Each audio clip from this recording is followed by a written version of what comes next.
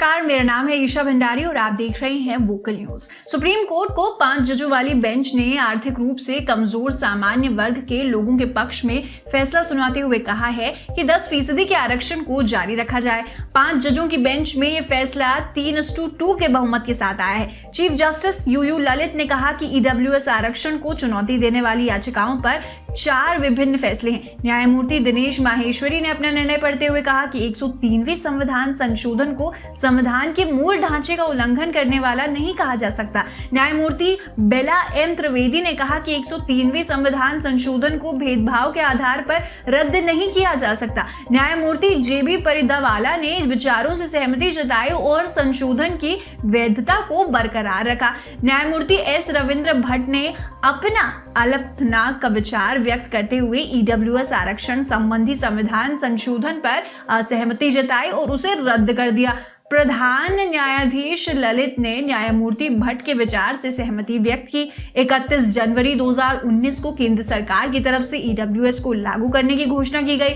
इसके बाद से लगातार देश भर के एनजीओ, पार्टियों और राजनीतिक नेता इसका सपोर्ट और विरोध करते हुए नजर आ रहे हैं। आइए आपको इस मामले में बताते हैं कि कानून के लोकसभा में पारित होने से लेकर विवादों और संवैधानिक नियमों के बारे में ईडब्ल्यूएस को आरक्षण देने की व्यवस्था की यदि ये बात करें तो 2019 में केंद्र सरकार ने लागू की थी और इसके लिए संविधान मई 103वां संशोधन किया गया।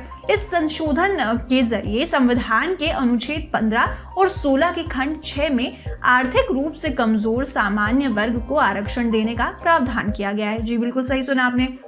अब ये संविधान संशोधन आर्थिक रूप से कमजोर वर्गों यानी ईडब्ल्यूएस यानी इकोनॉमिकली वीकर सेक्शन को 10% आरक्षण प्रदान करता है। इस संशोधन में अन्य पिछड़े वर्ग, अनुसूचित जातियों और अनुसूचित जनजातियों को शामिल नहीं किया गया है क्योंकि उन्हें पहले से ही उच्च शिक्षा संस्थानों और सरकारी नौकरियों में आरक्षण मिला हुआ है। 8 जनवरी 2019 को ये बिल लोकसभा के सामने पेश किया जाता है। लोकसभा के 323 सांसद इस बिल के पक्ष में थे जबकि 3 सांसद ने इसका विरोध किया। बिल पेश होने के दिन कई सांसद वोटिंग में शामिल भी नहीं हुए। लोकसभा से मंजूरी मिलने के बाद 10 जनवरी को राज्यसभा में ये बिल पेश किया गया। इसके पक्ष में 165 सांसदों ने अपनी सहमति जताई जबकि 7 सांसद इसके खिलाफ हुए। संविधान संशोधन बिल को मंजूरी मिलने के बाद कई याचिकाएं दर्ज की गई।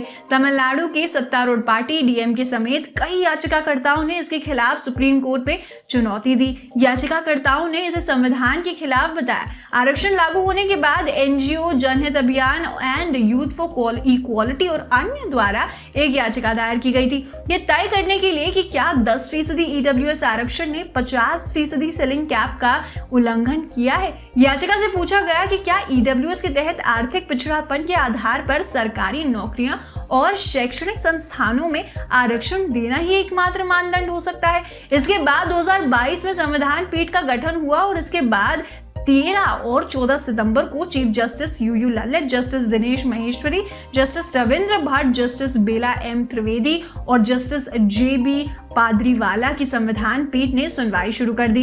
एक तरफ जहां इस फैसले को मोदी सरकार की बहुत बड़ी जीत बताई जा रही है, वहीं दूसरी तरफ इसका व्यापक राजनीतिक और सामाजिक असर होगा। सुप्रीम कोर्ट के 5 जजों की पीठ में से 3 जज आरक्षण के पक्ष में थे। 3 जजों ने अधिनियम को बरकरार रखने के पक्ष में जबकि चीफ जस्टिस और एक न्यायाधीश ने इस पर असहमति जताई। अगर इस फैसले को गहराई से देखा जाए तो सामान्य वर्ग के गरीबों को आरक्षण पर मोहर लगाने वाले फैसले में जजों ने सरकार को आरक्षण को लेकर आगे की नीति पर सोचने विचारने की नसीहत दी है। ऐसे में आइए जानते हैं कि ईडब्ल्यूएस आरक्षण का फायदा किन्हें मिलेगा और इस फैसले से कैसे बदल जाएगा आरक्षण का पूरा ग्राफिक।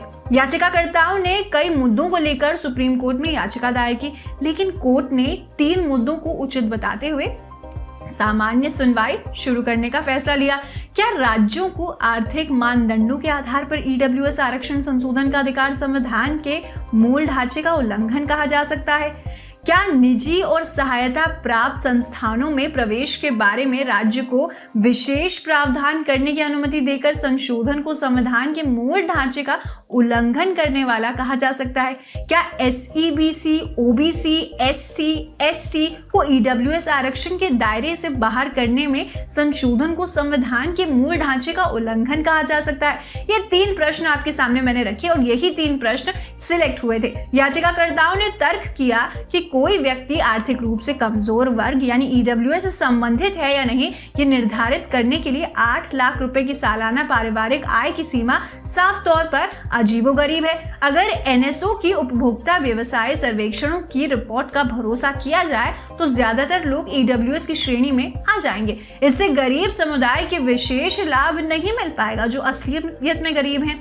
सरकार द्वारा नियुक्त एक समिति ने यह राय दी कि ये सीमा उचित है, लेकिन वह पर्याप्त रूप से ये बता पाने में विफल रही कि OBC क्रीमी लेयर के लिए आय के मानदंड अधिक कठोर क्यों है। इसके अलावा 8 लाख का ये आंकड़ा आबादी में EWS श्रेणी में आने वाले लोगों की अनुमानित संख्या और उनसे संबंधित आय की किसी भी डेटा के अनुरूप नहीं है। मंडल कमीशन की सिफारिश के बाद सुप्रीम कोर्ट के 9 जजों वाली पीठ ने यह निर्णय दिया कि किसी भी परिस्थिति में 50% से अधिक आरक्षण नहीं दिया जा सकता। सुप्रीम कोर्ट ने इंदिरा साहनी एवं अन्य बनाम भारत संघ 1992 के केस में 16 नवंबर 1992 को यह निर्णय दिया था।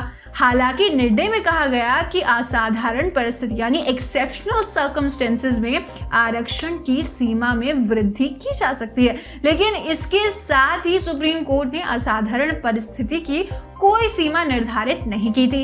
इस निर्णय में क्रीमी लेयर की अवधारणा को भी महत्व दिया गया और प्रावधान किया गया कि OBC के लिए आरक्षण केवल प्रारंभिक नियुक्तियों तक सीमित होना चाहिए और पदोन्नतियों में आरक्षण नहीं होना चाहिए। सुप्रीम कोर्ट के वर्ष 1992 के फैसले के बावजूद तेलंगाना, महाराष्ट्र, राजस्थान और मध्य प्रदेश ने 50% आरक्षण की सीमा का उल्लंघन करते हुए कानून पारित किए हैं। अब इनके अतिरिक्त तमिलनाडु, हरियाणा एवं छत्तीसगढ़ ने भी आरक्षण की 50% सीमा का उल्लंघन करने वाले कानून पारित किए। सर्वोच्च न्यायालय ने मराठा आरक्षण मामले का निर्णय करने के पश्चात तमिलनाडु के 69% आरक्षण पर भी विचार करने का निर्णय लिया था। के लिए आरक्षण केवल प्रारंभिक नियुक्तियों तक सीमित होना चाहिए और पदोन्नतियों में आरक्षण नहीं होना चाहिए। सुप्रीम कोर्ट के वर्ष 1992 के फैसले के बावजूद तेलंगाना, महाराष्ट्र, राजस्थान और मध्य प्रदेश ने 50% आरक्षण की सीमा का उल्लंघन करते हुए कानून पारित किए हैं। अब इनके अतिरिक्त तमिलनाडु, हरियाणा एवं छत्तीसगढ़ ने भी आरक्षण की 50% सीमा का उल्लंघन करने वाले कानून पारित किए। सर्वोच्च न्यायालय ने मराठा आरक्षण मामले का निर्णय करने के पश्चात तमिलनाडु के 69% आरक्षण पर भी विचार करने का निर्णय लिया था। मराठा आरक्षण की मांग कर्नाटक और तमिलनाडु से पहले से ही मिल रहे 50% आरक्षण के बाद की गई। तमिलनाडु में 69% आरक्षण इंदिरा साहनी मामले के पहले से ही लागू है। अब इतने सारे होश पोश में ये देखना इंपॉर्टेंट है कि आखिर सुप्रीम कोर्ट अपने फैसले पर दंड रहती है, अकड़ बनाकर रखती है या और भी उसमें अमेंडमेंट्स करती है। ऐसी खबरों के लिए आप बने रहिएगा वोकल न्यूज के साथ।